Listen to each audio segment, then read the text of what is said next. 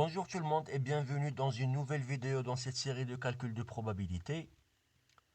Alors nous avons précédemment défini la notion de probabilité sur un espace et nous avons défini qu'est-ce que c'est qu'une expérience aléatoire et qu'est-ce que c'est qu'un ensemble fondamental E qui comporte l'ensemble de tous les résultats possibles de cette expérience et on a défini bien sûr cet ensemble sous le nom P de E. On a également défini la notion d'espace probabilisable, c'est E, c'est l'ensemble fondamental d'une expérience aléatoire, P de E, c'est l'ensemble de tous les événements possibles. Alors, supposons qu'on a un espace probabilisable E, P de E, la notion de probabilité, ce n'est rien autre qu'une application définie de cet espace probabilisable vers l'intervalle 0,1 qui donne à chaque événement A une valeur entre 0 et 1 qu'on va appeler probabilité. Et on a défini donc les axiomes de probabilité. Donc la probabilité de E est égale à 1 et la probabilité de l'union de tous les événements qui sont disjoints est égale à la somme de ces deux probabilités. Maintenant, on va définir la notion d'indépendance de deux événements. Alors, A et B, deux événements. Alors, on dit que A et B sont indépendants si la probabilité de A n'est pas influencée par B. Soit on a l'événement B vérifié ou non, la probabilité de B ne sera pas influencée, ça va rester la même valeur. De même, pour donc les deux événements peuvent changer leur rôle. A et B sont indépendants si la probabilité de B lorsque A est vérifié reste la même, même si l'événement A n'est pas réalisé. On définit ça par la relation suivante. La probabilité de l'intersection de A et B, c'est la probabilité de A fois la probabilité de B. Bien sûr, ça c'est dans le cas d'indépendance.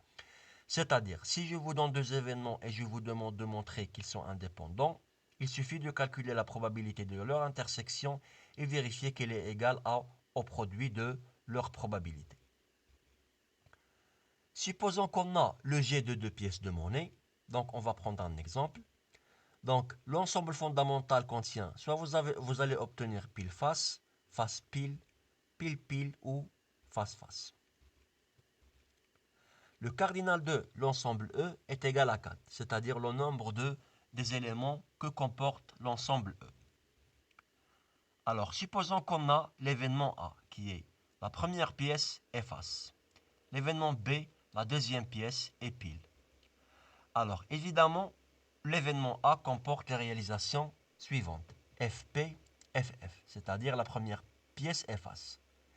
L'événement B, bien sûr, puisque la deuxième pièce est pile, comprend FP et PP, c'est-à-dire face, pile, pile, pile. La probabilité de l'événement A, ce n'est rien autre que le cardinal de A sur le cardinal de E, qui est 2 sur 4, qui est égal à 1 demi. La probabilité de B, c'est le cardinal de B sur cardinal de E, c'est 2 sur 4, c'est-à-dire 1 demi. Et leur intersection comporte seulement l'élément FP, c'est-à-dire face pile. Ce qui veut dire que la probabilité de l'intersection sera égale à 1 sur 4. On peut vérifier que la probabilité de l'intersection est égale au produit de probabilité, ce qui veut dire que les deux événements sont indépendants. Maintenant, nous allons parler un peu des variables aléatoires au lieu des événements usuels. Nous allons définir des événements en fonction des variables aléatoires. Supposons que vous avez x, une variable aléatoire discrète qui peut prendre les valeurs suivantes. Vous connaissez la loi de x, c'est-à-dire l'ensemble de toutes les probabilités de x est égal à xi pour tout i. Et de même, vous connaissez la loi de y. Et bien sûr, la loi conjointe qu'on a définie avant, c'est l'ensemble de toutes les probabilités possibles de x est égal à xi, y est égal à yj. Alors, quand est-ce qu'on dit que x et y sont indépendantes? Si on a la probabilité de l'intersection des événements x est égal à xi et y est égal à yj est égal au produit de probabilité et ça pour toutes les valeurs possibles de i et j. C'est-à-dire on doit vérifier ça pour toutes les valeurs et non pas pour une seule valeur. Reprenons l'exemple qu'on a utilisé dans une vidéo précédente sur la loi conjointe. Nous avons le lancer de 2D. Voici l'ensemble fondamental. on définit x comme étant la somme des deux résultats trouvés et y comme étant le maximum. Voici le tableau de la loi qu'on a calculé avant. Donc, pour avoir l'indépendance, on doit avoir la probabilité de y est égale à yi, inter x est égal à xi, est égale au produit des probabilités pour toutes les valeurs de i et j. Prenons par exemple P11.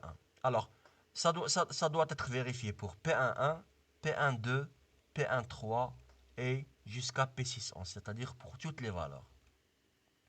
Prenons par exemple P24 et essayons de voir si elle vérifie l'égalité ou non. C'est-à-dire, est-ce que la probabilité de l'intersection est égale au produit de probabilité. La probabilité P24, donc c'est l'événement y est égal à y2, c'est-à-dire y est égal à 1, est composé des événements suivants. Avoir de 1, parce qu'on parle du maximum, donc y c'est le maximum des deux valeurs obtenues, c'est de 1, 1, 2, 2, 2. Et pour x est égal à x4, donc on a x est égal à 5, on peut avoir un 4, c'est-à-dire la somme 4, 1, 3, 2, 2, 3, etc. Alors, la probabilité du premier événement, c'est 3 sur 36 parce qu'on a 3 possibilités. La probabilité, donc, c'est 1 sur 12. La probabilité de deuxième événement, c'est 4 sur 36, c'est-à-dire 1 sur 9. Maintenant, leur intersection est vide parce que les deux événements n'ont aucune valeur en commun. C'est-à-dire la probabilité de leur intersection sera égale à la probabilité de l'ensemble vide qui est égale à 0. Ce qui veut dire qu'on n'a pas l'égalité des deux valeurs. Donc, les deux variables, ce n'est pas la peine de vérifier pour le reste des valeurs. Il suffit de trouver un seul i et un seul j, c'est-à-dire 2 et 4, qui ne vérifient pas la relation. Et on peut conclure que les deux variables x et y ne sont pas indépendantes. Parce qu'on a trouvé évidemment les deux valeurs. Je vous remercie énormément pour votre attention et j'espère de vous voir dans la vidéo prochaine.